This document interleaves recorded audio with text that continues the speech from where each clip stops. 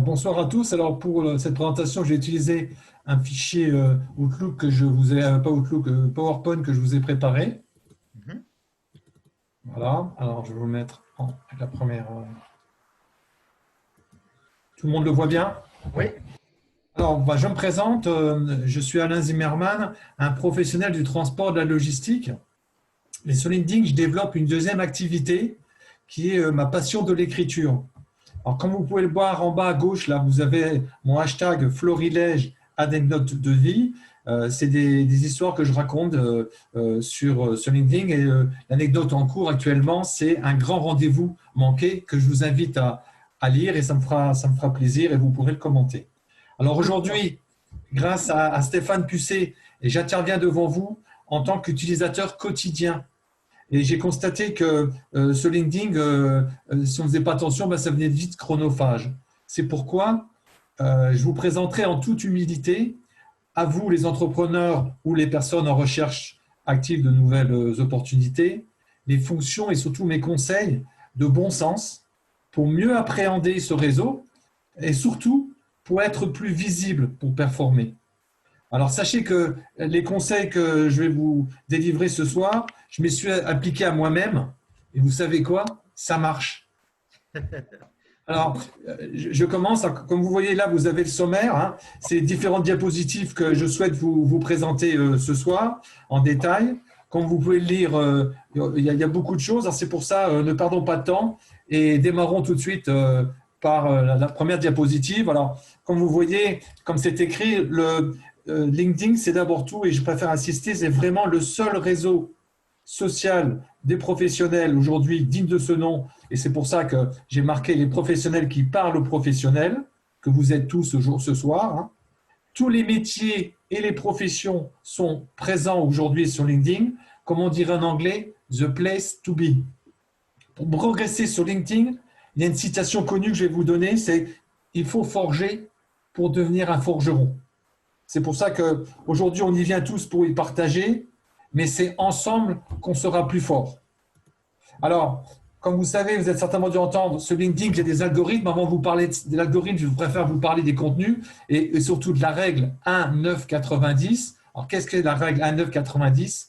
Aujourd'hui, il y a 90% des personnes qui possèdent un profil sur LinkedIn qui ne font que consulter les posts et les articles.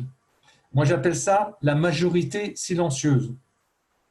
9%, bien sûr, des personnes qui possèdent un profil ne font que des réactions, comme on dit souvent, des likes, ou déposent un commentaire. Et malheureusement, qu'1% des personnes aujourd'hui créent du contenu. Et c'est pour ça qu'aujourd'hui, quand on parle d'algorithme, hein, et je préfère insister, algorithme, il est alimenté par nos différents contenus. C'est pour ça que 1%, c'est trop faible. Et c'est pour ça qu'il faut augmenter ce chiffre. C'est pour ça que l'algorithme, il ne fait que relayer vos publications. Hein, n'oubliez pas que nous, on est des humains, on écrit. L'algorithme, c'est une machine. Elle se sert de ce qu'on va lui envoyer. C'est pour ça que, et on parlait du réseau, et quand on dit qu'un réseau est puissant et actif, c'est parce que la majorité de vos relations font partie des 10% des 1 plus 9. D'accord? C'est très important.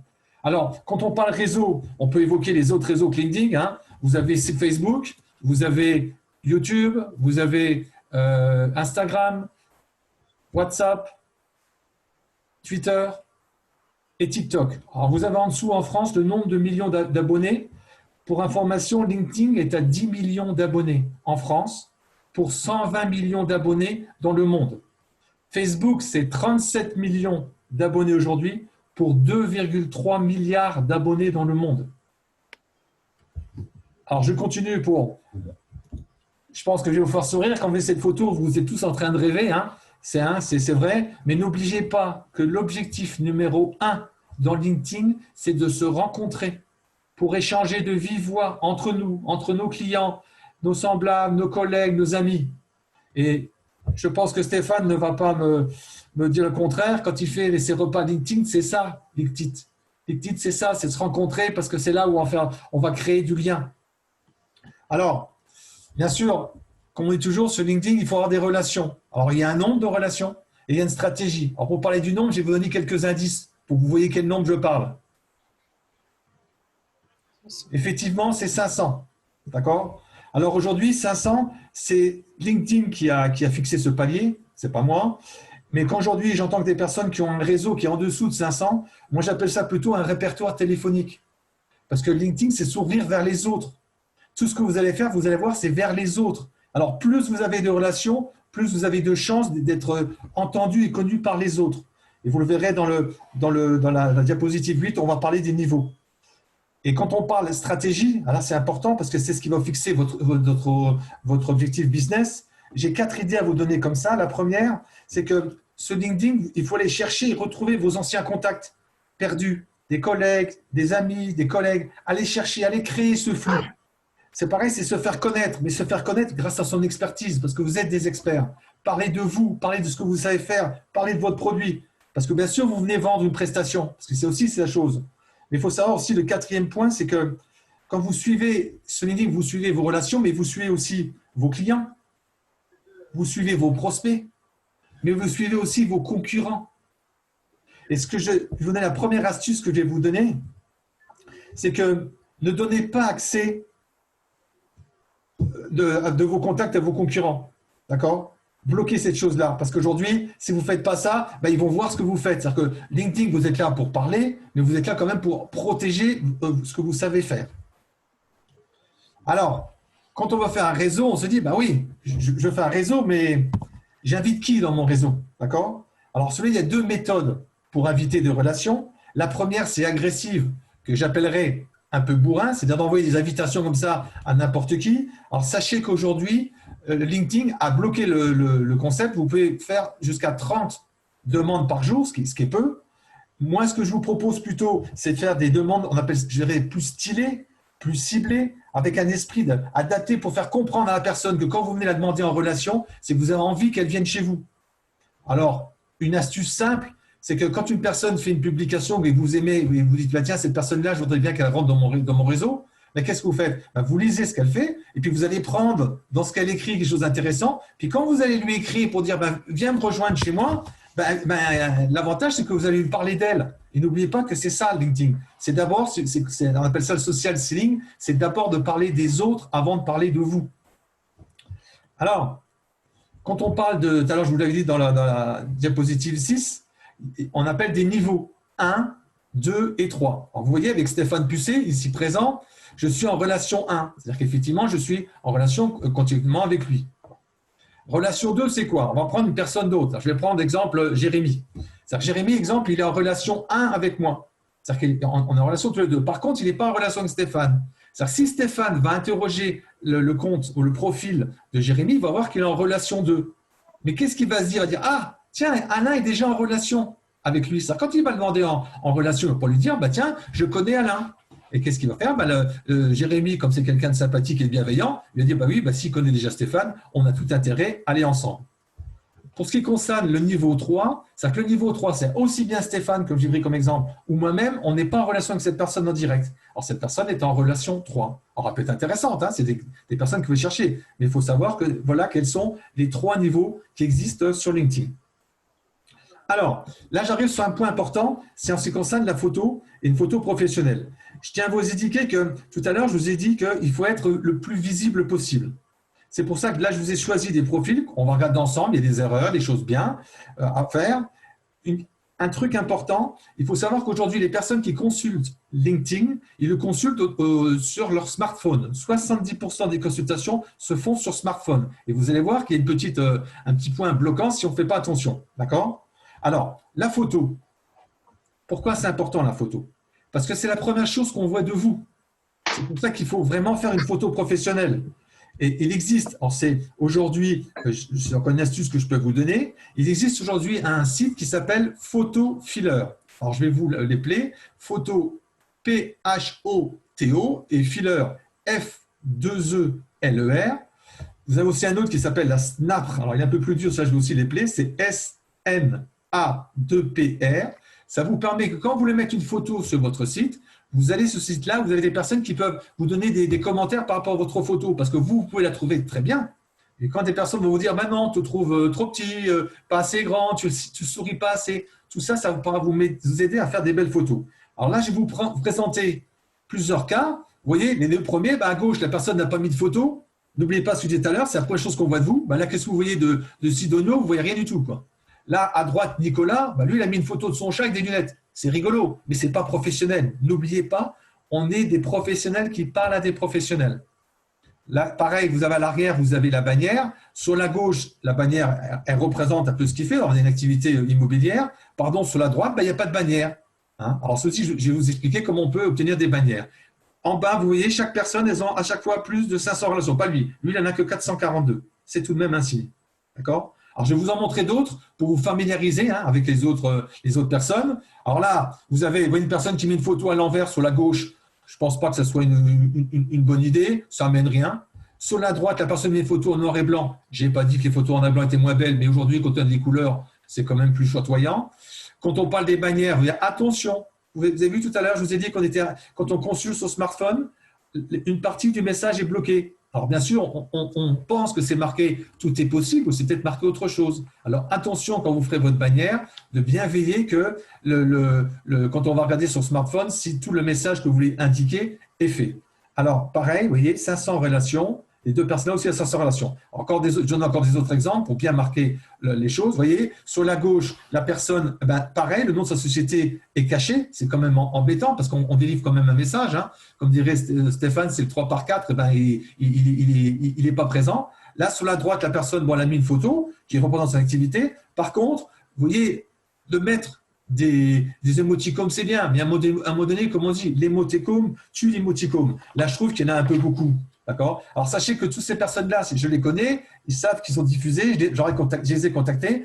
La majorité d'entre eux ont changé parce qu'effectivement, ils n'avaient pas pris compte de ces choses-là, ils n'avaient pas fait attention. Pareil, vous voyez, toujours, c'est 500 relations. Chaque fois, ces personnes, elles ont 500 relations.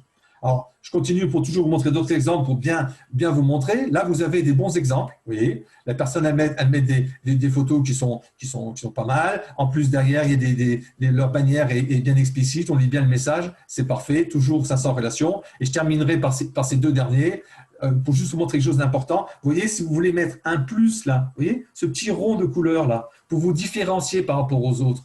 Si vous regardez des fois quand il y a toutes les personnes qui sont une en dessous de l'autre, tout de suite vous êtes attiré par l'œil. Ou comment dire, si vous êtes dans une entreprise, vous avez le même logo, votre profil va sortir par rapport aux autres. C'est un plus que je vous donne, quoi. Et là à droite, vous voyez, on voit bien, c'est très professionnel, la photo est professionnelle. C'est pour vous montrer que on peut faire des choses vraiment de belles choses sur le LinkedIn. Alors, en excuse ça de la bannière, vous avez aussi une plateforme de conception graphique qui s'appelle Canva, C-A-N-V-A, qui vous permet, si vous allez les consulter, vous faire une belle bannière. Si vous avez un problème, ils vous donnent des idées et comme ça, vous aurez quelque chose de professionnel et vous verrez que ça vous permettra, quand on consultera, parce que n'oubliez pas que quand vous allez demander une personne en relation, elle va consulter votre profil. Et si votre profil est professionnel, elle aura toute la facilité d'accepter. Alors, maintenant, je voudrais vous parler d'un autre point important, c'est le fil d'actualité, ou dit en anglais le timeline. Qu'est-ce que c'est? Alors là, vous êtes exemple, j'ai fait 2 photos sur mon compte, sur mon profil. Vous avez sur la gauche, vous voyez, exemple, Sébastien Pielou qui est en relation 1 avec moi. C'est-à-dire ce qui diffuse arrive sur ma timeline. Par contre, sur le côté droit, vous voyez, Audrey est en relation 2, c'est-à-dire qu'elle n'est pas, normalement, je ne devrais pas recevoir sa publication. Mais comme Cyril Massionnier est en relation 1, je reçois quand même sa publication. D'accord? C'était pour vous montrer que les publications peuvent venir soit en direct, soit en indirect. Alors, au niveau de l'algorithme, et comme je disais tout à l'heure, il faut guider l'algorithme. Alors, pourquoi je vous parle de ça? Parce qu'aujourd'hui, si vous voulez, vous avez 2 possibilités, c'est soit faire des posts, soit des articles. Le problème des posts, c'est que c'est limité en mots. Vous n'avez que 200 mots pour faire un commentaire, une publication. Par contre, pour les articles, c'est libre. Vous faites un article, vous mettez le nombre de lignes et de mots que vous voulez. C'est pour ça que quand vous avez des choses à dire et qui sont un peu plus péchues, je vous conseille plutôt de faire un article. D'accord? Par contre, quand vous faites un article ou même un post, il y a 3 règles pour moi qu'il faut respecter. La première chose, c'est d'être intéressant. Parce que quand vous êtes intéressant, vous avez plus de chances d'être lu. Deuxième chose, il faut mettre en place une fréquence. Alors, une fréquence, ça peut être 1 fois par mois, 1 fois par semaine. Attention, il y a des personnes qui disent « moi, je vais publier tous les lundis ». Quand vous faites ça, n'oubliez pas qu'il faudra publier tous les lundis parce que les personnes qui attendront le message, ils l'attendront tous les lundis. Alors, c'est bien, mais attention à cette rigueur, après, il faut arriver à s'y tenir. Et le troisième point que je donne, qui est quand même très important, c'est que quand vous faites une publication, attention aux fautes d'orthographe. Parce que trop souvent, je lis. Alors, moi aussi, je fais des publications. Sachez que quand je fais des textes, je ne vais pas vous cacher, j'ai un correcteur, j'ai des gens qui regardent, parce que c'est important, ça vous permet de vous donner de la légitimité. D'accord? Alors, quand vous voulez poster un article ou un post, il y a une méthode qui s'appelle la méthode AIDA, que vous connaissez peut-être déjà, mais pour ceux qui ne connaissent pas, je vais la détailler. Le A, c'est-à-dire attirer l'attention du lecteur. Le I, il faut que le lecteur ait un intérêt d'aller lire votre publication. Le D, il faut qu'il trouve un désir et un bénéfice de venir le lire. Et le A, c'est quelle action vous allez mettre en place pour que la personne soit attirée par votre lecture. Très important. Tout ça, il faut bien préparer quand vous voulez donner un message, parce que l'objectif, quand vous mettez un article ou un post, c'est d'être lu. Et c'est pour ça, quand on parle de lecture, on appelle ça le taux d'engagement. Là, vous voyez, 937 vues, sachez que ce n'est pas le nombre de vues qui est important. Ce qui est important pour vous, c'est de savoir combien de réactions vous avez eues. Alors, il faut savoir qu'il y a 5 réactions différentes. Il y a le like que tout le monde connaît, il y a le bravo, le cœur et les 5 autres, vous les connaissez aussi bien que moi. Le problème des réactions, c'est que ça ne gère pas d'interaction.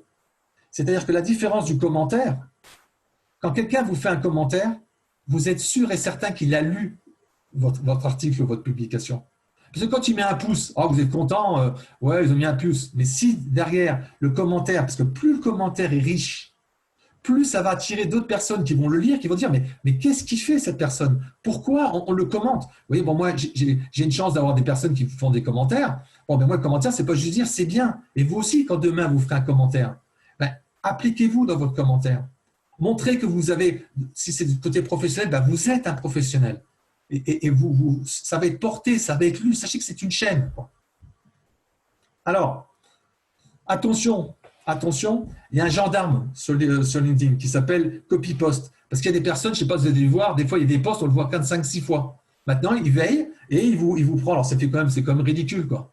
Alors, une astuce, un conseil que je vous donne surtout, c'est que soyez inventifs. Et comme je marque créatif, vous êtes des professionnels, quoi. Vous n'êtes pas des copieurs. Vous avez aussi, mais pas tous, mais certains ont peut-être cette option de l'haut-parleur. D'accord? Alors, à quoi ça servait cet haut-parleur? C'est juste à donner son nom et son prénom. Et moi, je trouvais que c'était ridicule, je trouvais que c'était couillon. Alors, qu'est-ce que j'en ai fait? J'en ai profité parce que ça dure 10 secondes. Vous pouvez mettre un message, si vous voulez. C'est-à-dire que la personne va cliquer dessus, elle va entendre votre voix, puis elle va dire, attends, ce qu'il dit, ça peut être intéressant. Vous savez, en 10 secondes, vous pouvez dire des choses assez intéressantes, quoi. Alors tout ça, si vous l'avez, moi je vous conseille de l'utiliser parce qu'il pourra vous donner de bonnes choses. Alors, là on arrive sur la chose importante, c'est-à-dire le titre. Ça c'est primordial, le titre. Parce que pour être visible, il faut être lu. Et c'est pour ça que pour se faire connaître et se faire reconnaître, appliquez-vous dans votre titre. C'est votre marque, c'est très important. Et sachez que quand des personnes vont faire des recherches avec des mots-clés, c'est là qu'ils vont chercher ces mots-là. C'est pour ça que les mots que vous mettez, il faut que ce soit des mots qui parlent. Que les gens disent, ah tiens, oui, on cherche un pro, on cherche quelqu'un qui s'y connaît. Alors c'est pour ça que, vous voyez, les personnes mettent alors ça dépend, hein, monsieur, pour ceux qui connaissent Bruno Fridanski, c'est un très grand expert au niveau LinkedIn. Hein, bon, il est très connu, et dans le social selling, il a mis les mots. Vous aussi, pensez à mettre les mots qui sont intéressants. Pensez à mettre par rapport à votre profession. Plus vous serez clair, plus vous serez lu, et plus vous pourrez faire des affaires. Alors là, c'est la sélection, moi j'appelle ça le terrain de jeu, hein, parce qu'aujourd'hui, pour les personnes qui sont dans le domaine de marketing, on appelle ça le portfolio ou le book. Moi je trouve que c'est là où sont diffusées toutes les choses que vous faites, toutes les publications, les posts et les articles sont dessus. Alors je vais vous donner un exemple, c'est moi, vous voyez, si vous voulez, là vous avez une possibilité de prendre celui-là, si vous faites un tri, vous pouvez le trier et mettre ce que vous voulez, d'accord? Et là ça permet, alors moi je remets en bas, c'est pour faire un petit peu… C'est pour que vous me lisiez, quoi. Vous savez, les écrivains, des choses comme ça, on est bien plus. Là, vous avez encore une fois mon hashtag, mais voilà, c'est-à-dire qu'aujourd'hui, on peut faire regarder les photos, c'est de belles photos. Hein. Ce n'est pas moi qui fais photos, c'est un photographe bordelais. Vous pouvez faire de belles choses avec LinkedIn. Hein. Il faut juste se baisser, comme on dit, pour ramasser, quoi. Faites de belles choses, attirez l'œil, faites que les gens ils auront envie de vous lire. Alors, là, on vient sur Là, on parle plutôt pour les personnes qui sont en recherche de nouvelles opportunités, parce que là, on parle un peu du CV, de la formation et tout ça. N'oubliez pas que le CV, c'est votre carte d'identité professionnelle. C'est là où vous allez parler de vos compétences techniques. Alors, pour parler un peu anglais, c'est les hard skills, ou vos compétences comportementales, les soft skills. Profitez-en, mettez, là, vous voyez la personne, met les logos, c'est bien, mettre le logo des entreprises, ça amène au niveau visuel quelque chose de beau. Là, la personne, vous voyez, vous pouvez détailler. Je trouve que, alors c'est un exemple que j'ai pris, mais on peut détailler. Sachez que ce qu'elle a marqué, ça suffit, mais vous pouvez marquer les belles actions que vous avez mises en place, montrer aux personnes, parce qu'il y a des recruteurs qui vont venir, montrer ce que vous savez faire. Pareil, là, niveau formation, vous voyez, vous mettez les écoles, vous pouvez mettre tout ce qui est les certifications et les diplômes que vous avez obtenus. Pareil, au niveau des centres d'intérêt, là, c'est les math skills hein, ou les hobbies, comme vous avez l'habitude de dire. Là, c'est pareil. Les entreprises que vous suivez, elles vont apparaître. Les activités que vous avez, tout ça, profitez-en. Vous voyez, c'est les couleurs. Ça permet aux personnes qui vont venir, vont dire, bah oui, ce qu'il fait, c'est intéressant, c'est beau et c'est propre. Parce que tout ça, ce que vous préparez, c'est pas par hasard. C'est parce qu'au bout, bien sûr, chez LinkedIn, LinkedIn Emploi, vous avez des postes que vous pouvez, comme vous êtes sur les job boards habituels, ça vous permet de pouvoir être candidat. Et tout ça, si un recruteur vient sur votre profil, ben s'il il est bien fait, il est bien alimenté, il y a du contenu, ben il va dire, mais j'ai affaire à un professionnel. Alors, je termine comme la fin. Hein. Si vous avez des questions, n'hésitez pas. J'espère que c'était assez clair et assez précis ce que je vous ai présenté. Et je vous remercie de m'avoir écouté.